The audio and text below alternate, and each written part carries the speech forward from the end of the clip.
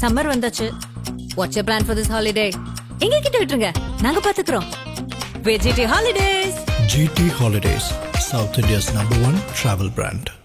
இனி வீட்லயே பானிபூரி செய்யலாம் எல்லாரும். ஆச்சி பானிபூரி கிட். ஐயா ராமதாஸ் அவர்கள் பேசும்போது பல எச்சரிக்கையை கொடுத்தார். அந்த எச்சரிக்கை எல்லாம் திரு அன்புமணிக்கு தான் பொருந்துகிறது அப்படின்னு எல்லாம் பலர் பேசிட்டு இருக்காங்க. உங்களுடைய பார்வையில் இன்னமும் தீராத சண்டையா போயினுக்குதா அவங்களுடைய சண்டை? ராமதாசுடைய விருப்பம் என்னன்னா, இந்த மாநாட்டு தீர்மான நகலை அவர் தான் வாசிப்பார். யாரு? முகுந்தன் தான் வாசிப்பார். இதுதான் ராமதாஸ் முடிவு செய்த விஷயம். அதாவது இந்த மாநாட்டுல அதே போல மாநாட்டு மேடையிலே அமர வேண்டும் முகுந்தன். திண்டிவனம் கூட்டுறவுல தனியாக ஆஸ்பத்திரி வச்சு கொடுத்தாரு அன்புமணிக்கு. எம்பிபிஎஸ் முடிச்சோடனே மான்ஃபோர்டில் படிக்க வச்சார். ஏற்காடு மான்ஃபோர்டில் எம்பிபிஎஸ் முடிச்சுட்டு ஆஸ்பத்திரி வச்சு கொடுத்தாரு. திண்டிவனம் கூட்டுறவுல ஆஸ்பத்திரியே நடக்கல, மூடிட்டு வந்துட்டாரு. பேஷண்ட் வரலையோ? அன்பா பேசினா தானே அன்புமணின்னு பேர் வச்சுட்டு அன்பா பேசினா தானே பேஷண்ட் வருவா. இப்ப பேசுற மாதிரியே அன்னைக்கு பேசினா 94 வயசு கலைஞர் கருணாநிதிக்கு. அவர் ஓய்வே எடுக்கலையே. என்ன காரணம்னா, நாற்காலியை யாருக்கு உறுதி பண்ணாரு? ஸ்டாலினுக்கு இல்ல, இன்பநிதி. ஸ்டாலினுக்கு, உதயநிதிக்கு, இன்பநிதி வரைக்கும் அவர் அந்த நாற்காலியினுடைய அடித்தளத்தை பேஸ்மெண்ட்டை காங்கிரீட் போட்டு ஸ்ட்ராங் பண்ணிட்ட. ஒண்ணுக்கு ஒண்ணு கலவை. இந்த அரசியலை யாரு செஞ்சா? டாக்டர் ராமதாஸ் செஞ்சார். யாருக்காக? குருவை. அன்புமணியா குருவா? இந்த நிலைமை வருகிற பொழுது அன்புமணிக்கான இந்த நாற்காலியை உறுதி செஞ்சார். அதுதான் குருவுடைய மரணம். ஜி.கே. மணி ஐயாவும் திமுக. நீங்க பஸ், ஸ்கூல் பஸ் இருக்குல்ல, ஸ்கூல் பஸ் போய் சந்து வளையும் போது லெஃப்ட் இருக்கிற குழந்தைக்கு போற இந்த பக்கம் கையை காமிக்கும், ரைட் இருக்கிற குழந்தைக்கு போறா இந்த பக்கம் கையை காமிக்கும். பின்னாடி வர்றவன் இதை நம்பி போனா ஆக்சிடென்ட் ஆயிடுவான். இப்ப அதேதான். காடு வெட்டி குருவுடைய செல்வாக்கை அன்புமணியால் முறியடிக்க முடியும். அப்ப அன்புமணியால முறியடிக்க முடியலன்னா, நீங்க வன்னியர் சங்க கூட்டங்கள்ல காடு வெட்டி குரு பேசும்போது எழுச்சியா இருக்கும், கை தட்டுவான், உணர்ச்சிவசப்படுவான். காடு வெட்டி குரு பேசி முடிஞ்சா கிளம்பி போயிடும். அதன் தமிழர்களுக்கு வணக்கம். பல்வேறு துறைகளில் ஆக சிறந்த ஆளுமைகளை சந்தித்து நாம் நேர்காணல் எடுத்து வருகிறோம். அந்த வகையில் மீண்டும் நம்மோடு இணைந்திருக்கிறார் மூத்த பத்திரிகையாளர் தமிழா பாண்டியன் அவர்கள். அவரிடம் கேட்பதற்கு நிறைய இருக்கின்ற வாருங்கள், அவரிடமே கேட்போம். வணக்கம் பாண்டியன் சார். வணக்கம். எப்படி இருக்கீங்க? நல்லா இருக்கேன் சார். இந்த வன்னியர் முழு நிலவு மாநாடு மாமல்லபுரம் கிட்ட திருவிடந்தையில நடந்து முடிந்திருக்கிறது. கிட்டத்தட்ட ஒரு 12 வருஷமா நடத்தாம இருந்தாங்க. அதற்கு பிறகாக இப்ப நடத்தியிருக்காங்க.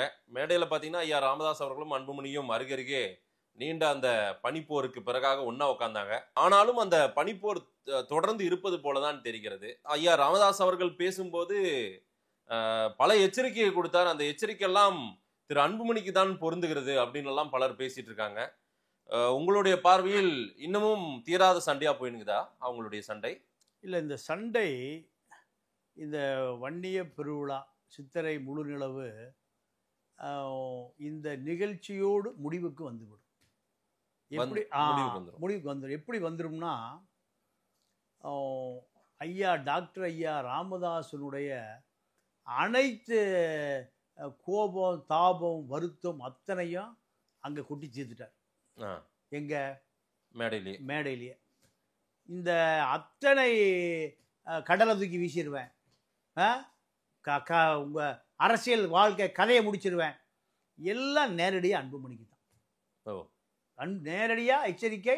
இந்த 4 செல்போனை வச்சுக்கிறீங்க, எல்லாம் அன்புமணிக்கு. ரியல் எஸ்டேட் பண்றீங்க. யார சொல்றாரு? அது மகனை தான் சொல்றாரு. அவர் ரியல் எஸ்டேட் பண்றாரு. ஆமா, மகனுடைய ஆதரவாளர்கள் மூலம் ரியல் எஸ்டேட்டும் பண்றாரு. அப்போ அவருடைய கோபம் என்னன்னா, இந்த கட்சி அன்புமணிக்கு 3 பெண் மகள். அன்புமணிக்கு பிறகு இந்த கட்சியினுடைய அடையாளம் இல்லை. தனக்கு பின்னாடி அன்புமணி வந்துட்டார். அன்புமணிக்கு பின்னாடி இதை தன்னுடைய மகள் காந்திமதி வாரிசான முகுந்தனை முகுந்தனுக்கும் அன்புமணி மகள்களுக்கும் ஒரே வயசு. ஆமா. அப்போ அன்புமணிக்கு பின்னாடி தன்னுடைய மகள் காந்திமதியினுடைய மகன் தலைமை தாங்குவான்னு ஒரு 25 வருஷம் கழிச்சு அவர் சிந்திக்கிறார். அரசியல் என்பதே கருணாநிதி தன்னுடைய கட்சியை இன்பநிதி வரைக்கும் கொண்டு போய் சேர்த்துட்டு போயிட்டார். ஸ்டாலின், உதயநிதி, யாரு இன்பநிதி வரைக்கும் கொண்டு சேர்த்துட்டார். இதுதான் கருணாநிதியுடைய சாதுரியம். வைகோ இல்லை, வைகோ என்ன ஆனாரே தெரியல. எம்ஜிஆர் என்ன ஆனாரே தெரியல. முதல்ல எம்ஜிஆர் வெளியே அனுப்பிச்சார், அப்புறம் வைகோ வெளியே அனுப்பிச்சார். 2 பேரையும் வெளியே அனுப்பிய பிறகு கட்சி இப்போ எங்கே வந்து சேர்ந்துருச்சு? இன்பநிதிக்கு சேஃப்டி ஆகிப்போச்சு. இதைத்தான் ராமதாஸ் ஐயாவும் கள நிலவரத்தை கணக்கில் கொண்டு தான் இந்த கணக்கை சொல்கிறார். இப்போ முகுந்தனை மாநில இளைஞரணி தலைவராக தேர்ந்தெடுத்தால் ஒரு 25 வருஷம் 30 வருஷம், இப்போ அந்த இளைஞனுக்கு 30 வயசு, ஒரு 60 வயசு ஆகும்போது அன்புமணிக்கு அடுத்த நிலை, இப்போ ராமதாஸுக்கு அடுத்த நிலை அன்புமணி, அதே போல அன்புமணிக்கு அடுத்த நிலை முகுந்தன் வந்துடுவார். இதைத்தான் ராமதாஸ் விரும்புகிறார். இல்ல ஐயா ராமதாஸ் அவர்கள் விரும்புகிறார். இந்த மாநாடு என்னவோ ஒட்டுமொத்த ஏற்பாடுகளும் அதற்கான பணிகளை எல்லாத்தையும் மேற்பார்வை பார்த்து அந்த கடைசியா அந்த குப்பைகளை கூட அள்ளும் அந்த பணியிலையும் கூட திரு அன்புமணி அவர்கள் ஈடுபட்டு இருந்தார். அதையும் நம்ம பார்த்தோம். மேடையில எந்த இடங்கள்லுமே முகுந்தன் தன்னுடைய தாத்தாவான ஐயா ராமதாஸ் அவர்களை கையை பிடிச்சுக்கிட்டு வராரு, அதெல்லாம் நடந்தது. ஆனா மேடையிலயும் உட்கார்ல அவர் எந்த ஒரு தீர்மானத்தை கூட வாசிக்கிறதுக்கான வாய்ப்பை கூட அவர் கொடுக்கல. சரியான. சோ அந்த இடத்துல அன்புமணி ஜெயிச்சிருக்காரு. அன்புமணி பக்கம் தான் கை ஓங்கி இருக்குன்னு பார்க்க முடியாதா? உண்மை அதுதான். அதான் நான் சொல்ல வரேன். இப்போ ராமதாஸுடைய விருப்பம் என்னன்னா, இந்த மாநாட்டு தீர்மான நகலை அவர் தான் வாசிப்பார். யாரு? முகுந்தன் தான் வாசிப்பார். இதுதான் ராமதாஸ் முடிவு செய்த விஷயம். அதாவது இந்த மாநாட்டுல அதே போல மாநாட்டு மேடையிலே அமர வேண்டும் முகுந்தன். இதுதான் 2 கோரிக்கைகள் தான் 87 வயது இளைஞன். அவர் என் கையை முறுக்கு, என் கையை பிடிச்சா அமுத்துறா, ஐயா வலிக்கு ஓடுறான். இதுதான் உண்மையா. நாங்கெல்லாம் பல நாட்கள் அவரோட பயணித்த ஆட்கள். நேரத்துக்கு நேரம் காரில் போயிட்டு இருப்பான். ப்ளம்ஸ் விற்பாடே, நிறுத்து 5 கிலோ ப்ளம்ஸை கொடுறா, எல்லாத்தையும் சாப்பிடு. ரோட்லேயே நின்று ப்ளம்ஸை கொட்டையோடு சாப்பிடணும். இப்படி பல இடங்களில் நீலகிரி போகும்போது பேரிக்காய் வாங்கி தருவார். அவர்கிட்ட பல பேரிக்காய்களும் பல ப்ளம்ஸு இப்போ வாங்கி நான் சாப்பிட்டாலும். கேரட்டு நிறுத்து, ஐயா சாம்பாருக்கு டேய் நம்ம சாப்பிடணும். எதை? கேரட்டை. ஐயா ராமதாஸ் ஐயாமா ஃப்ரெஷ்ஷாக எங்கள் நீலகிரியில் பிடிங்கி ஃப்ரெஷ்ஷாக பிடிங்கி அந்த செடியெல்லாம் கட் பண்ணி மண்ணில் கழுவி அடுக்கி வச்சுருப்பாங்க. ஆமாம். காரில் அப்படியே நிறுத்திடுவார். அன்னைக்கெல்லாம் இன்றைக்கி 50 கார் போகுது, அன்னைக்கெல்லாம் 4 கார் 2 கார் தான். கேரட்டை எவ்வளோடா வேலை? இந்தா ஐயா, இந்த மீதி நீயே வச்சுக்க, வாங்கி கேரட்டெல்லாம் சாப்பிடு. முறுக்கு ஆடு வெட்டி எல்லாத்தையும் கேரட்டெல்லாம் சாப்பிடணும். இப்படி தான் அவருடைய பழக்கம். அப்போ 87 வயது ஆனாலும் அவர் இளைஞன் தான். இந்த 87 வயது இளைஞனுடைய ஆசை 2 கோரிக்கை நிறைவேறாமல் போனது நிறைய பேருக்கு வருத்தம். எனக்கும் வருத்தம் தான். ஏன்னா இல்ல உங்களை போல மூத்தவர்களுக்கு வருத்தம். அது அங்கு வந்த அந்த ஒரு பெரிய சமூகத்தின் கூட்டம், ஐயா ராமதாஸ், அன்புமணி ராமதாஸுக்காக வந்த கூட்டம், அடுத்த நாளே ஐயா ராமதாஸ் அவர்களை ஓய்வெடுக்க போங்கன்றாங்க. இல்ல, அதாவது 94 வயசு கலைஞர் கருணாநிதிக்கு. அவர் ஓய்வே எடுக்கலையே. ஆமா. என்ன காரணம்னா, நாற்காலியை யாருக்கு உறுதி பண்ணாரு? ஐயா ஸ்டாலினுக்கு. ஸ்டாலினுக்கு இல்ல, இன்பநிதிக்கு. ஸ்டாலினுக்கு, உதயநிதிக்கு, இன்பநிதி வரைக்கும் அவர் அந்த நாற்காலியினுடைய அடித்தளத்தை பேஸ்மெண்ட்டை காங்கிரீட் போட்டு ஸ்ட்ராங் பண்ணிட்டார். ஒண்ணுக்கு ஒண்ணு கலவை. ஒரு மூட்டை சிமெண்ட்டுக்கு 1 மூட்டை சிமெண்ட் மணல், மீதெல்லாம் 5 நம்ம ரோடு போடுற முறை எவ்வளவு போடுவான் கவர்மெண்ட் கான்ட்ராக்ட்? 5க்கு 1, 6க்கு 1. ஆமா. இவர் ஐயா கலைஞர் கருணாநிதி என்ன பண்ணாரு? 1க்கு 1 போட்டு அந்த பேஸ்மெண்ட்டை யாராலையும் அசைக்க முடியாது. கோபாலபுரத்தில் தான் அது இருக்கும் நிரந்தரமா. இப்படி போய் அதை உறுதி செய்தார். அதே வேலையை தான் ஐயா நினைக்கிறார். என்ன நினைக்கிறாரு? அன்புமணிக்கு பிறகு இந்த கட்சிக்கு முகுந்தனை கொண்டு வரணும்னு நினைக்கிறாரு. ஆனா முகுந்தன் மேடை ஏறக்கூடாது. மேடை ஏறினா நான் இறங்கி போயிடுவேன். இல்ல, அவர் வந்தார் மேடையிலலாம் மேடையில் அமரல. அமருவது ஐயா ராமதாஸுடைய விருப்பம். நான் தான் பல கோடி செலவு பண்ணி இந்த கூட்டத்தை சேர்த்துருக்கேன். மூர்த்தியே சென்னையில் 3 கோடி ரூபாய் செலவு பண்ணியிருக்காரு. 500 ஆட்கள் பணம் கொடுத்து தான் கூட்டு போனாங்க. 500 பஸ் சென்னையிலிருந்து வரணும் மூர்த்தி, இந்த 3 கோடி. மற்ற எல்லா மாவட்ட செயலாளர்களுக்கும் கோடிகள் இறைக்கப்பட்டது. ஆட்கள் இந்த முறை எப்பவுமே வன்னியர் மாநாடு அப்படி நடந்தது சார். அதெல்லாம் சார் அதெல்லாம் 12 வருஷத்துக்கு முந்தி சார். குரு இருந்தார். ஆமா, குரு இங்கேயுமே குரு பேரை பேசும்போது கைத்தட்டல் ஒரே ஆரவாரம். நீங்க என்ன நடந்ததுன்னா அதான் நான் முதல்ல சொன்னேன். கருணாநிதி அந்த நாற்காலியை யாருக்கு உறுதி பண்ணாரு? இன்பநிதிக்கு உறுதி பண்ணதை போல ஐயா ராமதாஸ் யாருக்கு உறுதி பண்ணார்? அன்புமணிக்கு உறுதி பண்ணார். ஏன்னா பாமக என்பது அன்புமணி, வன்னியர் சங்கம் என்பது காடு வெட்டி குரு. குரு பேசி முடிஞ்சு நிலைச்சு போயிடுவான். ஆமா, அன்புமணி பேச வரை உட்கார்ந்துருக்க மாட்டான். அப்பதான் அந்த குடும்பம் அதை பார்க்குது. ஓ, வன்னிய இளைஞர்களுக்கான ஆதர்ஷ புருஷன் யாரு? குரு, காடு வெட்டி குரு.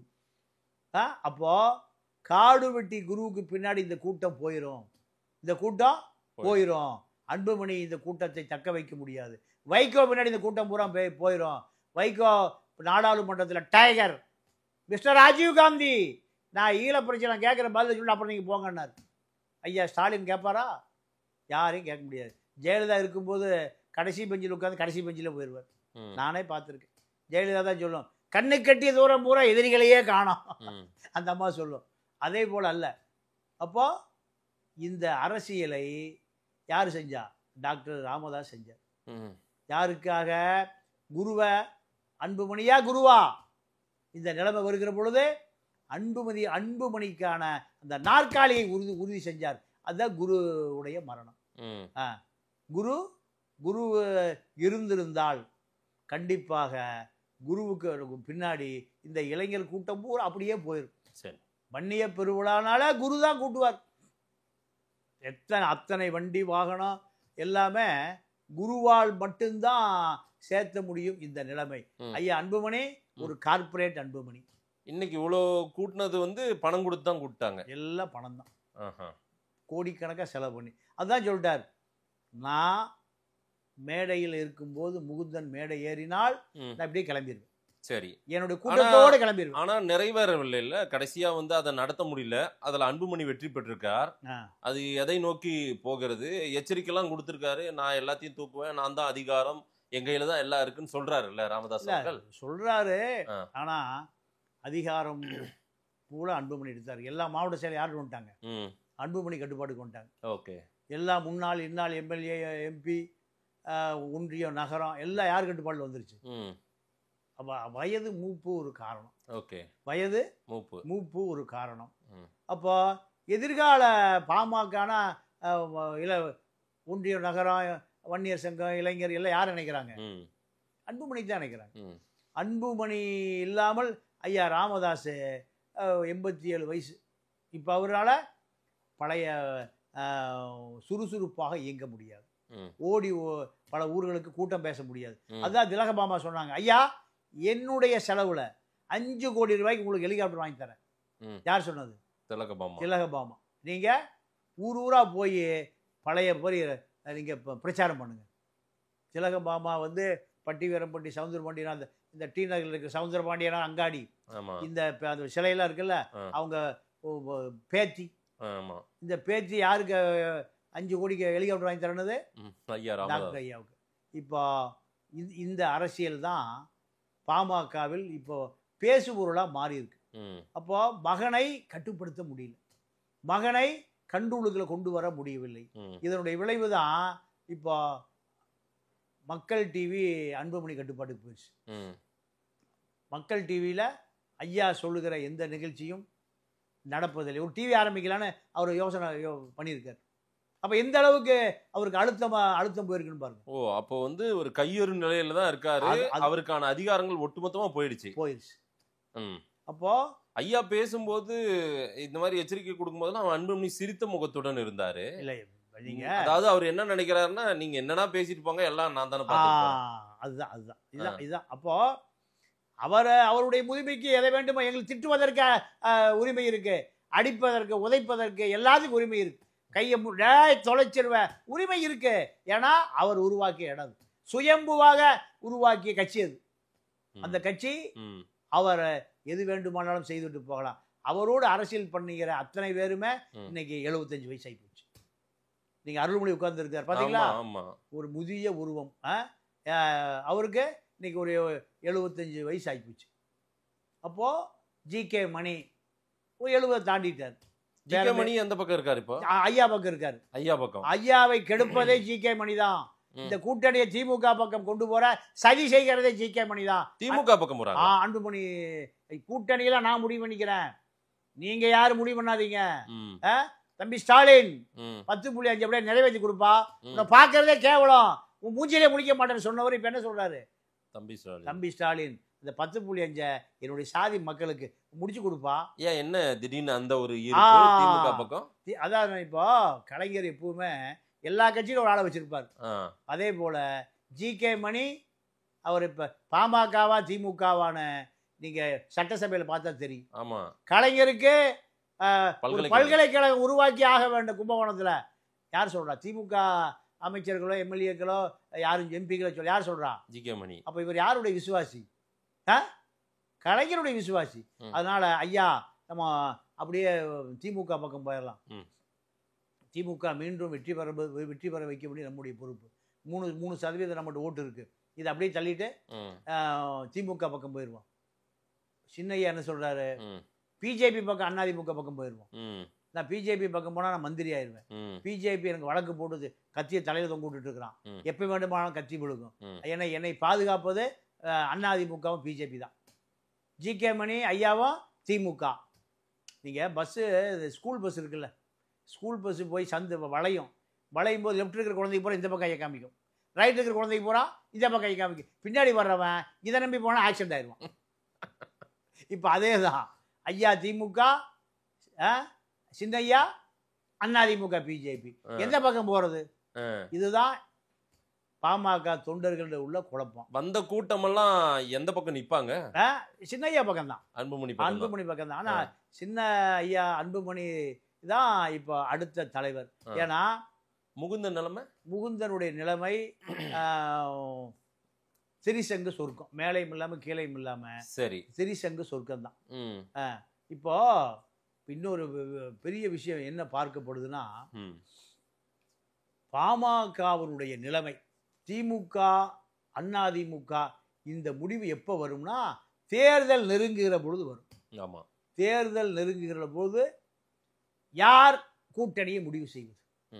அப்பதான் ஐயா முடிவு செய்வாரா, அன்புமணி முடிவு செய்வாரா? இந்த நிலைமை வருகிற பொழுதுதான் மீண்டும் ஒரு பூகம்பம். மறுபடியும் சண்டை இருக்கு, பெரிய சம்பவம். எப்ப இந்த எலெக்ஷன் முடிவு அறிவிக்கிற நேரத்துல வரும். அதுக்குள்ள இப்ப எதுவும் சமாதானம் அது இதுன்னெல்லாம் சமாதானம் இனி வாய்ப்பே இல்லை. அனைத்து கதவுகளும் மூடப்பட்டு விட்டது. ஏன்னா இல்ல சார், தைலாபுரம் தோட்டம் தான் அவங்களுடைய அரசியல் பயிலரங்கம். ஐயா நிறுவனர் ஐயா ராமதாஸ் அவர்கள் தான் எல்லாமுமே அந்த கட்சிக்கு. அது இந்த மாநாட்டுக்கு முன்பு வரைக்கும் தான் இருந்துச்சுன்றீங்களா? இல்ல, மாநாட அன்புமணியுடைய அழுத்தம் காரணமாகத்தான் இந்த மாநாடு. நம்முடைய வாக்கு வங்கி சரிந்து விட்டது. வாக்கு வங்கி சரிந்து விட்டது. அப்ப இந்த வாக்கு வங்கியை மற்ற கூட்டணி கட்சிகளுக்கு நிரூபிக்க வேண்டிய தேவை. 12 வருடங்களுக்கு முன்பு நிறுத்திய அந்த வன்னிய பெருவிழாவை நாம் நடத்தி நம்முடைய பலத்தை காமிச்சாதான் கூட்டணி கட்சிகள் நம்மை சீட்டு பேரம் நம்மளை திரும்பி பார்ப்பாங்க. அப்போ இத அவர்கிட்ட காசும் இல்லை, பணம் இல்லை, எல்லா காசும் இவர் எடுத்துட்டு போயிட்டார். யாரு? அன்புமணி இப்ப ஐயாட்ட வெறுங்கையில் இருக்காரு. வெறுங்கையில தான் அரசியல் பண்ண வேண்டிய நிலைமை. பணம் வைத்திருக்கக்கூடிய ஏ.கே. மூர்த்தி முன்னாள் மத்திய ரயில்வே அமைச்சர்லாம் எங்க இருக்காரு? சின்னையா பக்கம் இருக்காரு. அன்புமணி பக்கம் வந்துட்டார். அப்போ பெரிய ஐயாட்ட 75 வயது இளைஞர்கள் தான் இருக்காங்க. எவ்வளவு? பூத்த அருள்மொழி போன்ற அவங்க தான் இருக்காங்க. அவர்களால நீங்க இப்போ பழைய மாதிரி செயல்பட முடியாது.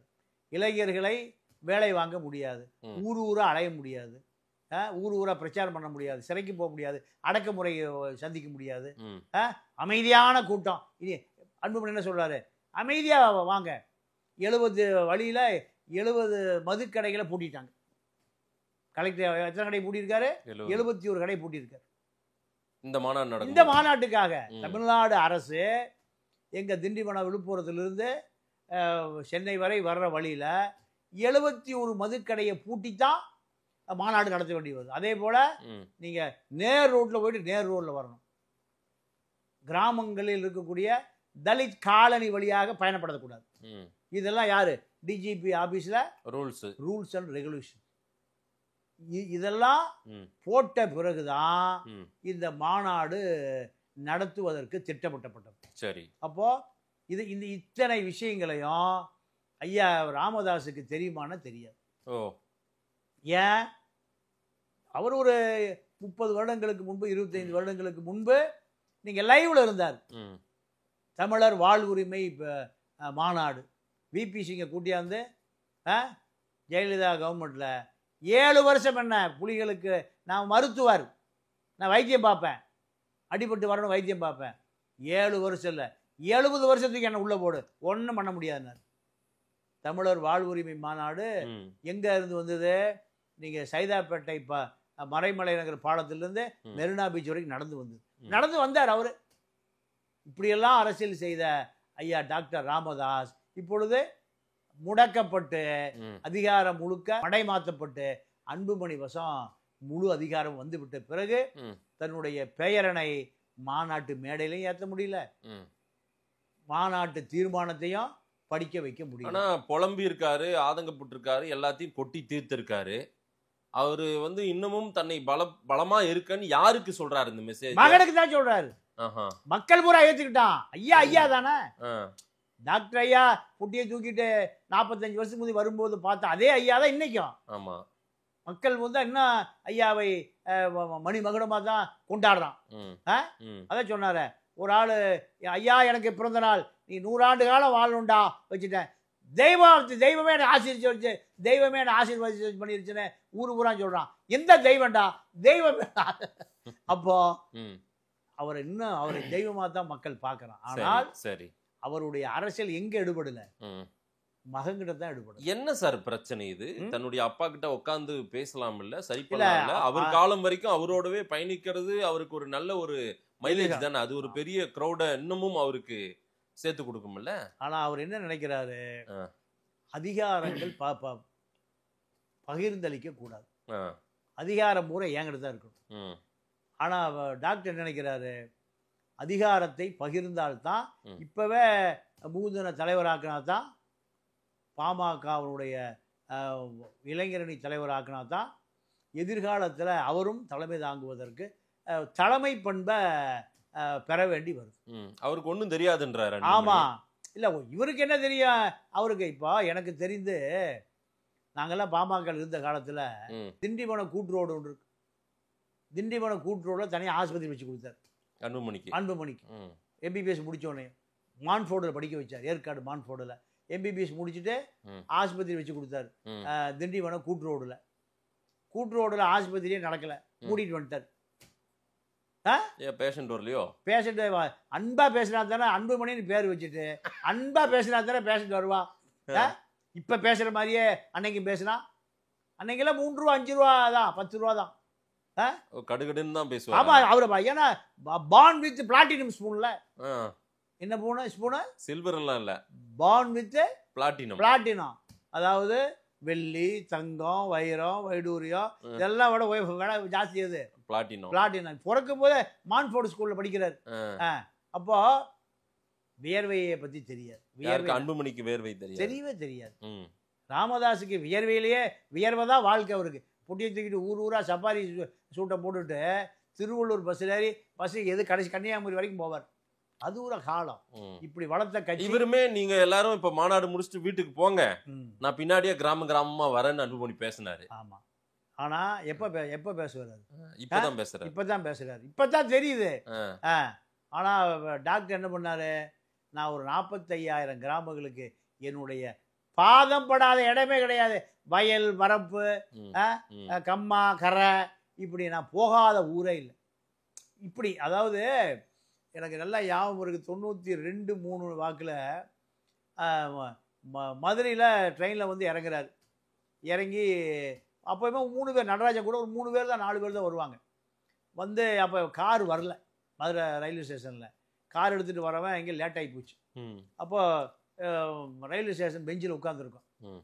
ஒரு ஆள் வழிபோக்கன் பெட்டி படிக்கையோட வந்தான்.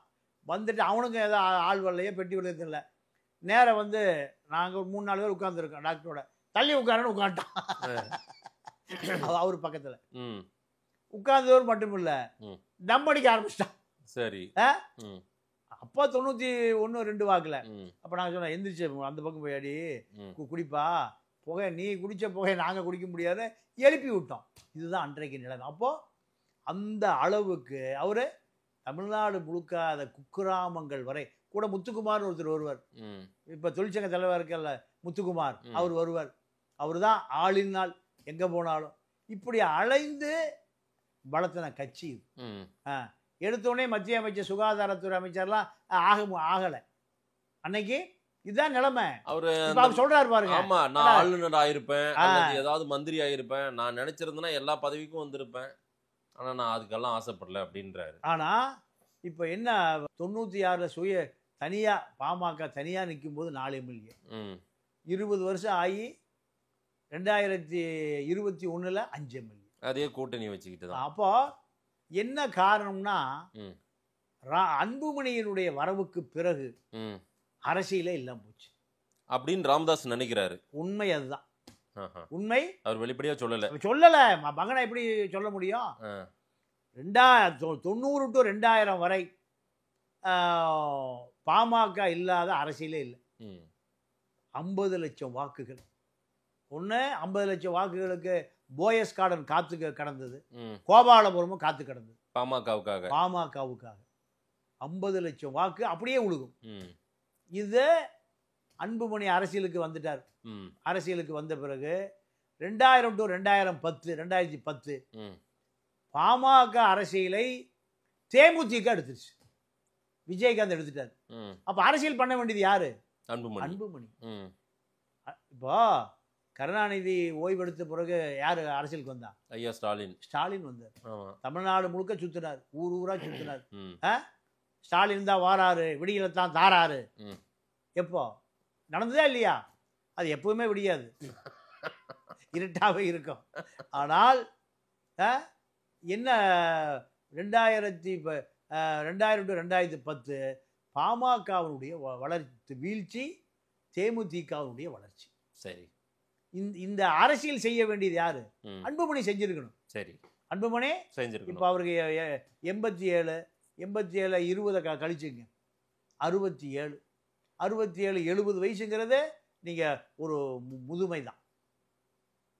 67 70 வயசுங்கிறது நீங்க 25 வயசுல ஓடி ஆடியதை போல ஓட முடியாது. நீங்க மீட்டிங் பேச முடியாது. அன்னைக்கெல்லாம் 1 மணி 2 மணி வரைக்கும் பேசுவார். ராமதாஸ் பேச மாட்டாரு, காத்துட்டு இருந்தாங்க. இப்போ ஐயா சீக்கிரம் பேசி முடியுங்க, எல்லாத்தையும் திட்டுறீங்க, எல்லாத்தையும் பேசுறீங்க, வைக்கிறீங்க. இப்போ நடக்குது, கமெண்ட் போடுறான். ஆமா, இந்த மாநாட்டிலே நிறைய பேர் வந்து எப்ப அவர் பேசி முடிப்பாருன்னு தான் காத்திருந்தாங்கன்றாங்க. சீக்கிரம் முடிச்சிருவாரு, சீக்கிரம் எவ்வளவு அவர் இன்னும் பேச மாட்டாரா? காத்திருந்த காலம் போய் சீக்கிரம் முடிக்க மாட்டாரா? அப்ப என்ன காரணம்னா அவர் நீங்க முதுமை வந்து ஒரு பெரிய நோய் தான். இந்த முதுமையில எதையுமே இளமையில் நம்ம சிந்தித்ததை போல செயலாற்றியதை போல முடியாது. இந்த பலவீனம் எங்க வந்ததுன்னா அன்புமணி அரசியலே பண்ணல. சரி, 2010 to 2020 மக்கள் நல கூட்டணின்னு ஒரு கூட்டணி உருவாச்சு. இந்த கூட்டணியை உருவாக்கி தலைமை தாங்கக்கூடிய தகுதி படைத்த ஒரே தலைவர் டாக்டர் ராமதாஸ் தான். ஆனா அதை யார் பண்ணா? விஜயகாந்த் பண்ண. எந்த ஏரியாவில் பண்ணாரு? அதே வன்னியல்பேட்டில் பண்ணாரு. ஆமா, ரிஷி வந்து எங்க இருக்கு? விருத்தாச்சல் எங்க இருக்கு? அந்த சமயத்துலதான் மாற்றம் முன்னேற்றம் அன்புமணின்னு இவரு தனியா ஒரு மாற்றம் நடக்கல, முன்னேற்றம் நடக்கல. அப்போ இந்த இவர் அவருடைய அரசியல் வயல் வரப்பு, காடு மேடு கழனி. இவருடைய அரசியல் கார்ப்பரேட் அரசியல். அதுதான் பாமகவுடைய. நீங்க 2016 சரிப்பா நமக்கு என்னதான் வாக்கு வங்கி இருக்கு? சுய பரிசோதனை 20 லட்சம் ஓட்டு தான் கிடைச்சது, பாத்தீங்களா? ஆமா. அப்ப 50 லட்சம் ஓட்டு ஏன் 20 லட்சம் 30 லட்சம் எங்க போச்சு? சுய பரிசோதனை செஞ்சு பார்த்து எங்க கன்னியாகுமரியிலும் சென்னை வரைக்கும் 20 லட்சம் வாக்குகளுக்கு மேல இல்லை. அந்த காலகட்டத்தில் விஜயகாந்த் 14% வாக்கு வாங்கி நிற்கிறார். ஆமா. பாமக 20 லட்சம் வாக்கு வாங்கியிருக்கு. அப்போ 1 கோடி எங்க, 20 லட்சம் எங்க? இந்த வாக்கு வங்கியை தக்க வைக்கக்கூடிய பாமக அரசியலை அன்புமணி உழைக்கல. கிராமத்துக்கு போல, நகரத்துக்கு போல, ஒன்றியத்துக்கு போல, வன்னியர் சங்கத்துக்கு போல, பார்லிமெண்ட்டுக்கு போனார். பார்லிமெண்ட்டுக்கும் போல அவரு. அப்போ அது அதிகமாக பார்லிமெண்ட்டுக்கே போகாத பட்டியல் இவர் தான் இருக்கார். அது வேற விஷயம். அப்போ அரசியல் காடு வெட்டி குரு உடைய உழைப்பை இவர் எடுக்கல. நேற்றைக்கு காடு வெட்டி குருவினுடைய மருமகன் மனோஜ் உள்ளிட்டவர் வந்து ஒரு பிரஸ் மீட் வச்சு அவங்களும் ரொம்ப ஆதங்கத்தை வெளிப்படுத்துறாங்க. அவங்க குடும்பம் தான் முத வரிசையில் உட்கார்றாங்க. இந்த கூட்டம் இவ்வளவு கூட்டம் கூடினதே எங்க அப்பாவுக்காக கூடின கூட்டம் தான் அப்படின்றாங்க. அது உண்மையா? உண்மைதான். ஏன்னா அன்புமணி செய்யற வேலையை குரு தான் செஞ்சார். ஓகே. அன்புமணி அரசியலுக்கு வருவதற்கு முன்பே குரு அரசியலுக்கு வந்தவர். நீங்க அந்த வன்னியர் இளைஞர்களை பூரா ராமதாஸுக்கு பிறகு ஒரு உணர்ச்சி மிக்க தலைவர் காடுவெட்டி குரு. விஜயகாந்த் சில பகுதியில் அரசியலே பண்ண முடியாமல் விரட்டி அடிக்கப்பட்டது காடுவெட்டி குருவால தான். ஓகே. அப்போ காடுவெட்டி குருவை பொறுத்த வரைக்கும் வன்னிய இளைஞர்களுக்கு ஒரு கனவு நாயகன் தான். அப்போ அந்த குடும்பம் சொல்றதுல எந்த விதமான உண்மைக்கு புறம்பான செய்தி இல்லை. எங்க பிரச்சனை வருதுன்னா, இந்த கட்சி காடு வெட்டி குரு பின்னாடி போயிடும். இளைஞர்கள் பூரா காடு வெட்டி குரு பின்னாடி போயிடுவாங்க. காடு வெட்டி குருவுடைய செல்வாக்கை அன்புமணியால் முறியடிக்க முடியல. சரி. அப்ப அன்புமணியால முறியடிக்க முடியலன்னா, நீங்க வன்னியர் சங்க கூட்டங்கள்ல காடு வெட்டி குரு பேசும்போது எழுச்சியா இருக்கும், கைதட்டுவான், உணர்ச்சிவசப்படுவான். காடு வெட்டி குரு பேசி முடிஞ்சா கிளம்பி போயிடுவான். அன்புமணி பேசும்போது கேட்கறக்கு ஆள் இருக்கு. சரி. இந்த நிலைக்கு பிறகுதான் இன்னமும் அது மாறாம இருக்கு. அவரு இல்லாத போதும் அது அந்த நிலை தான். அந்த காடுவெட்டி குருங்கிற பேரை அன்புமணியும் சொல்ல வேண்டிய நிலைமை வந்துருச்சு. ஆமா. டாக்டர் ராமதாஸ் சொல்ல வேண்டிய நிலைமை வந்துருச்சு. நேற்றைக்கு அதாவது மாநாட்டுல ஒரு 4-5 முறை குரு பேரை அன்புமணி ராமதாஸ் பயன்படுத்துறாரு. அப்பதான் கொஞ்சம் ஆர்ப்பரிப்பாவே இருக்கு. ஆமா. அவர் பேசும்போது அண்ணன் அன்புமணி பின்னாடி எல்லாரும் வாங்கன்னு எல்லாம் கூப்பிடுறாரு. அப்பெல்லாம் அந்த ஆர்ப்பரிப்பை நம்மளால பார்க்க முடியல. ஏன்னா காரணம், குரு ஏறக்குறைய ஒரு 25-30 ஆண்டு காலமாக நீங்கள் அந்த மக்களோடு மக்களாக சமூக பிரச்சனை, கிராமம் ராமதாஸுக்கு பின்னாடி நீங்கள் அந்த கிராமங்கள் முழுக்க அத்தனை கிராமங்களும் அத்துபடி குருவுக்கு தான், காடுவெட்டி குருவுக்கு தான். அப்போ அந்த காரணத்தினால தான் பாமக அரசியலில் ஒரு தேக்கமே வந்தது. அந்த தேக்கம்தான் இன்னைக்கு மிகப்பெரிய தேக்கமாக மாறி அன்புமணிக்கும் டாக்டருக்கும் முரண்பாடு காரணமே அதுதான். பாமகவினுடைய வாக்கு வங்கியை ஏன் உயர்த்த முடியல? பாமகவுடைய வாக்கு வங்கி ராமதாஸ் காலத்துல 7%, 8% இருந்தது. இன்னைக்கு 3% போயிருச்சு. இந்த 7% 10% மாற்றி இருந்தா அன்புமணி உடைய அரசியல் மக்கள்கிட்ட எடுபட்டு இருக்கு. இல்ல, அன்புமணி அரசியல் எடுபடல. அன்புமணியாலதான் இந்த கட்சி வீழ்ச்சியை கண்டிருக்கிறதுனால நீங்க சொல்றீங்க. ஆனாலும் இப்ப அன்புமணி கைதான் ஓங்கி இருக்கு. ஐயா ராமதாஸ் அவர்கள் அவர் வந்து ஏறக்குறைய அவருக்கு எல்லாமே முடிந்து போன ஒரு நிலையில தான் இருக்காருன்றீங்க. அப்புறம் எப்படி பயணம் இருக்கும் இது? பாமகவின் பயணம் எப்படி? பாமகவின் படி இந்த கூட்டணி வருகிற பொழுது இப்ப அவர் மாநில தலைவர், பொதுக்குழு செயற்குழுவால் தேர்ந்தெடுக்கப்பட்ட, மாநில தேர்தல் ஆணையத்தால் தேர்ந்தெடுக்கப்பட்ட மாநில தலைவர், பாமக தலைவர். பட் ஐயா என்ன பண்ணிட்டாரு, அவரை நீக்கிட்டு நான் தான் தலைவருங்கிறார். அது செல்லாது. ஒரு நிறுவனர் தலைவராக வருவதற்கு செயற்குழு பொதுக்குழுவை கூட்டி முடிவெடுக்கணும். அதுதான் சட்டபூர்வமாக செல்லும். ஆனால் சட்டபூர்வமாக தேர்ந்தெடுக்கப்பட்ட தலைவர் தான் அன்புமணி. அப்ப அன்புமணிக்கு தான் எதுக்காக அவசரம் இவர் தன்னை தலைவராக அறிவிக்கிறார்னா, தேர்தலில் யாரோடு கூட்டணி என்கின்ற அதிகாரம் பொதுக்குழு செயற்குழு கூடி தனக்கு அந்த அதிகாரம், ஜெயலலிதா, கருணாநிதி, ஸ்டாலின்லாம் அப்படிதான் பொதுக்குழு செயற்குழு கூட்டி யாரோடு கூட்டணி என்கிற அதிகாரத்தை எடுக்கக்கூடிய அதிகாரத்தை வழங்குவாங்க. இதே போல அவருக்கு இந்த அதிகாரத்தை வழங்குவதற்காக பொதுக்குழு செயற்குழு கூட்டப்பட போல இருக்கிறது தெரிந்த பிறகுதான் இவரை நீக்கிறார். ஓகே, அதான் சண்டை. அப்போ மீண்டும் இந்த சண்டை எப்ப பெருசாகும்னா தேர்தல் காலத்துல நடக்கும், கண்டிப்பா நடக்கும். அதோடு ஐயாவுடைய அரசியல் ஓய்வு முடிவுக்கு வரும். ஏறக்குறைய அரசியல் ஓய்வை நோக்கி போகிறார். ஆமா, அதுதான் நீங்க ஓய்வெடுங்க, நான் பாத்துக்கிறேன். ம். நீங்க ஓய்வெடுங்க. முகுந்தனாக இருந்தாலும் சரி, பிரபாகரனாக இருந்தாலும் சரி, நான் பாத்துக்கிறேன். ம். அன்புமணி சொல்றாரு. அன்புமணி ஈழ போராட்டத்தில் முகுந்தன் பிரபாகர் 2 பேரும் இரட்டைக்குள்ளில் துப்பாக்கி. ம். உமா மகேஸ்வரன் முகுந்தனும் பிரபாகர் 2 பேரும் பாண்டி பஜா சுட்டுக்கிட்டாங்கல்ல. ஆமா. அதான் உமா மகேஸ்வரன் பிரபாகரன். அதனால அவருக்கு இன்னொரு பேர் முகுந்தன். ம். முகுந்தனா பிரபாகரன் நான் பாத்துக்கிறேன், நீங்க ஓய்வெடுங்க. இதுதான். ஆனா ஐயா அன்புமணிக்கு பிறகு இந்த கட்சி யாரிடம் போகுங்கிற கவலை இப்ப அவருக்கு அந்த ஏன்னா அவர் ஆரம்பிச்ச கட்சி அது. ம்.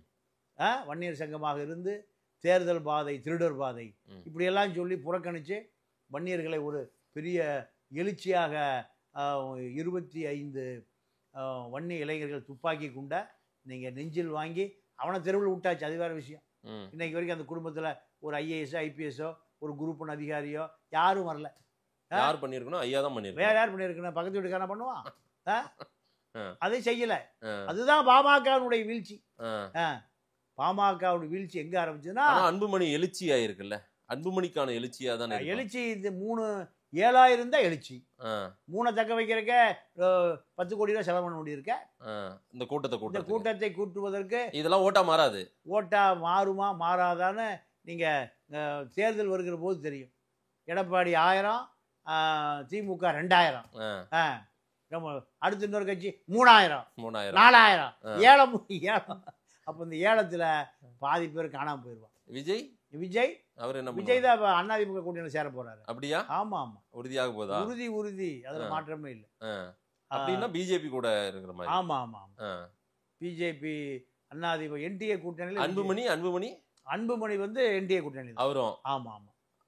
ஆனா அங்க சீட் ஷேரிங்ல நிறைய இஷ்யூ வரும் போல தெரியுது சார். அதெல்லாம் ஒண்ணு வராது சார். ஒண்ணு வராது. எடப்பாடிக்கு 150 சீட்டு எடுத்துக்குவாரு. மீதியெல்லாம் நீங்க வச்சுக்கோங்க. 84 சீட்டு பிஜேபி கொடுத்து நீங்களே ஷேர் பண்ணி எல்லாத்தையும் வச்சுங்க. சண்டை வந்தாலும் சரி, பஞ்சாயத்து வந்தாலும் சரி, உள்ள என்ன வேட்டியா வந்தாலும் சரி, எனக்கு 150 வேணும். 180 எனக்கு 117 வேணும். அவ்வளவு. சரி. 150ல எவ்வளவு வேணும்? 117 வேணும். சரி. ஆமா, அமித்ஷாட்ட முழு பொறுப்பும் கொடுத்துருவார் எடப்பாடி. அதுதான் நடக்கும். ஐயா ராமதாஸ் அவர்களின் எதிர்காலம் சார். ஐயாவுடைய எதிர்காலம் கலைஞரை போல அவர் 100 ஆண்டு காலம் வாழ்வார். 100 ஆண்டு காலம் ஓய்வெடுத்து அவரை அன்புமணி மருத்துவராக இருந்து அவரை தினந்தோறும் அவருடைய உடலை பரிசோதனை செஞ்சு 100 ஆண்டு காலம் சிறப்பாக வாழ வைப்பார். யாரு? அன்புமணி. அதுல எந்த மாற்று கருத்தும் இல்லை. அரசியல் எதிர்காலம் அது அன்புமணி வாரிசு வந்துட்டார்ல, அவ்வளவுதான். அவர் பார்த்துக் கொள்வார். நீங்க தைலாபுரத்துல ஓய்வெடுங்க. அங்க செடி, மரம், கொடி, இலை, தலை அத்தனை இருக்கு. அவர் இயற்கை விரும்பி செடி கூட பேசுவார், மரத்து கூட பேசுவார். அப்போ இதுதான் மீதி காலத்தை அன்புமணி பார்த்துக் கொள்வார். அன்புமணி இந்த வன்னியர் சங்கத்தையும் பாட்டாளி மக்கள் கட்சியும் இந்த சமூகத்தையும் அவர் பார்த்துக்கொள்வார். அவர் பொறுப்புல நீங்க கொடுத்துட்டு நீங்க இயற்கையை விரும்புங்க. மீதி காலத்துல இருந்து ஏறக்குறைய 100 ஆண்டு காலம் தந்தை பெரியாரை விட, கருணாநிதியை விட 100 ஆண்டு காலம் நீங்க நிறைவு செய்யுங்கள் ஐயா. அதான் அந்த நிலையை நோக்கி தான் போயிட்டு இருக்கு. அதுதான் போய்கிட்டு இருக்கு. அதுதான் சரியாகவும் இருக்கும். எஸ், நிறைய விஷயங்கள் நீங்க சொல்லியிருக்கீங்க. மக்கள் என்ன சொல்றாங்கன்னு பார்க்கலாம். நேரில் வந்து நேரம் கொடுத்து பேசியமைக்கு நன்றி திரு பாண்டியன் சார். நன்றி, வணக்கம்.